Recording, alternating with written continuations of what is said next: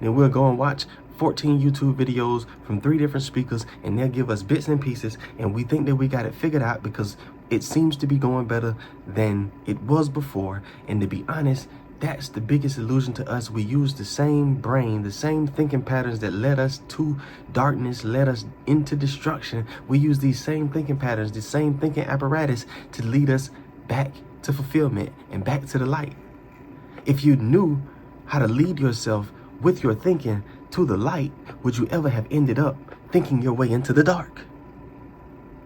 Simple question. I mean, don't take offense, because you know we be ready to get offended. So like I back up off of that. But listen, do you know how your subconscious works? Do you know how to program success into your subconscious? Do you know how you've programmed damnation into your subconscious? Do you know how you've programmed doom into your subconscious? Do you know how you've programmed being sad and being jaded and being bitter into your subconscious, to the point that you, even when you're trying to enjoy something or enjoy someone, these moments or these encounters with this feeling that you've been trying to shake for the longest resurfaces? Do you realize that you've programmed your subconscious to work against you when your subconscious's only job is to work for you? But if you attuned yourself to negativity, when your subconscious leads you to negative outcomes and leads you to negative experiences, has your subconscious actually worked against you, or is it continuing to work for you? Now it's a matter of checking my appetite. Now it's a matter of checking what it is that I actually want, and not consciously. Understand, you could want something consciously and be programmed to want its complete opposite subconsciously, and now you wonder why you're split, why you're unstable in all of your ways. It has 3 parts. 3 parts. It has 3 parts.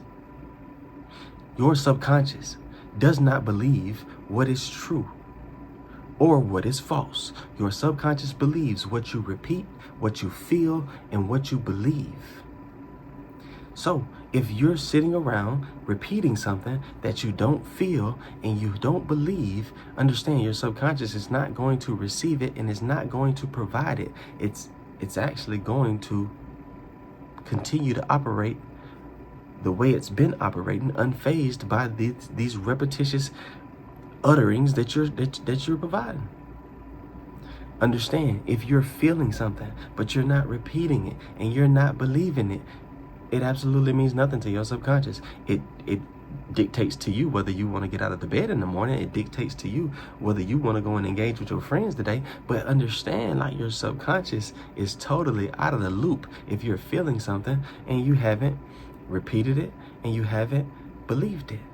Your subconscious is totally out of the loop if you're believing something that you don't repeat and that you don't feel. Religious people believe a whole bunch of things that they've never felt. They believe that blessings are going to rain down on them from heaven like manna if they just pay 10% of their money to the church. And sometimes they even repeat it, but they don't feel it. They don't feel what it would be like for abundance to rain from heaven. Because understand, even that is totally delusional, because we know, or we should know by now, that heaven is not up there, heaven is within. So the floodgates of heaven opening up as a gift to me wouldn't be raining down on me from the sky, the clouds. It would be from within. All abundance is flowing from within downward onto my physical presentation. But understand, like, we say, if you say these things, repeat this prayer. Okay, well, I repeated it, but you told me if I repeat it, after I repeat it, I'm supposed to believe it in my heart. So I done stopped repeating it. And I'm trying to believe it. And I still ain't felt it.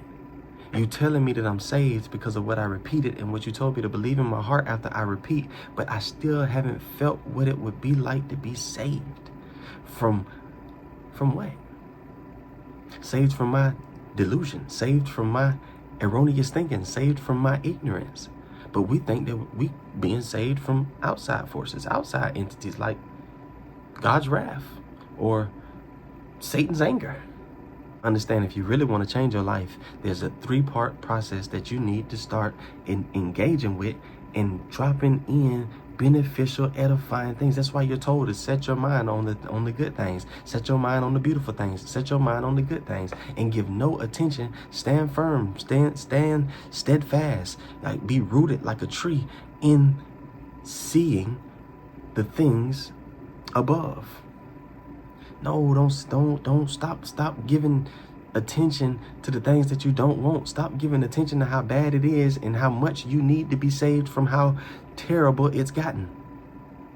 That's you're repeating something that you actually believe and that you can feel, so your subconscious is going to provide you more.